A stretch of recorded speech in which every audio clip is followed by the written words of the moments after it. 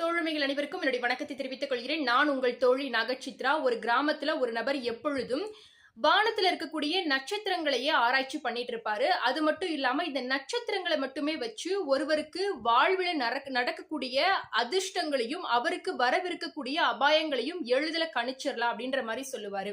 So அந்த மாதிரி கிராம மக்களும் இவரை நம்பி சில விதமான கேள்விகளுக்கு அவர்களுக்கு தேவையான விளக்கங்களையும் இவர் கொடுத்ததன் விளைவாக இவரை ஒரு ஜோதிடர் அப்படின்ற மாதிரி நம்பிட்டு இருப்பாங்க.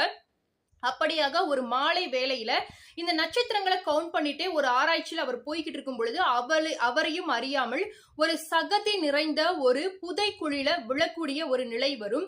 அப்படியாக அவர் விழுந்த பின்னாடி வெளியே வர முடியாம அவர் பயங்கரமா கூக்குரலிட்டு கத்திட்டு இருக்கும் பொழுது யாருமே அவரை பார்க்க வந்திருக்கவே மாட்டாங்க. அவருடைய சத்தம் யாருக்கும் கேட்காத ஒரு பயங்கரமான இடத்துல அவர் சிக்கிட்டு இருப்பாரு.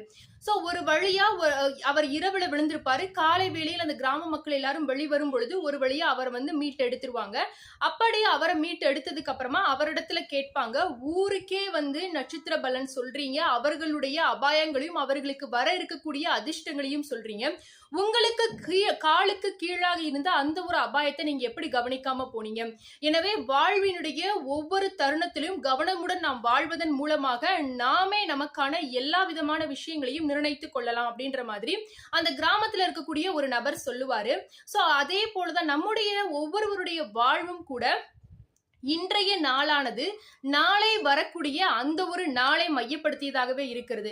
நாம் அனைவருக்கும் இருக்கக்கூடிய மிகப்பெரிய ஒரு நோக்கம், அது மட்டும் இல்லாம ஒரு மிகப்பெரிய ஆசை என்ன அப்படின்னு பார்த்தா நம்முடைய வாழ்க்கையானது சந்தோஷம் நிறைந்ததாகவும் நாம் எண்ணியபடி நமக்கு வர வேண்டிய எல்லா அதிர்ஷ்டங்களோடும் நாம் வெற்றிகரமான ஒரு வாழ்வை வாழ வேண்டும் அப்படின்றதுதான் நம்முடைய நோக்கமா இருக்கும்.